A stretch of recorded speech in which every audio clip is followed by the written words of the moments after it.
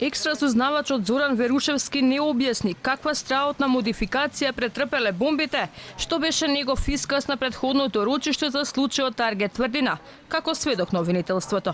Наместо до објаснувањето кое го најави Заев, Верушевски обвини дека екс-премиерот Никола Груевски бил мозокот на мрежата за нелегалното прислушување. СЈО во овој предмет направи круцијално поместување на лицето кое требаше да биде прво обвинето, а сега е во бегство во Унгарија. Суштината на оваа документација е дека е креирана од тој што имал најголем бенефит, вината треба да се бара во побегнатиот азилант во Унгарија Никола Груевски, кој со тешко срце го именувам.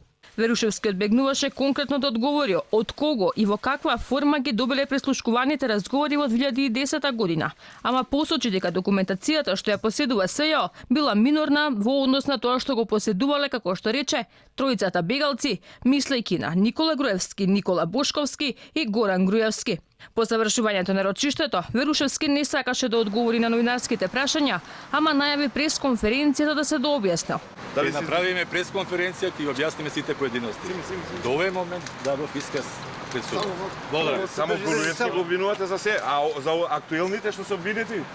На следното рочиште, премиерот Зоран Заев треба да одговори на прашањата на одбраната и обвинителството за неговите сознанија за нелегалното прислушкување во УБК.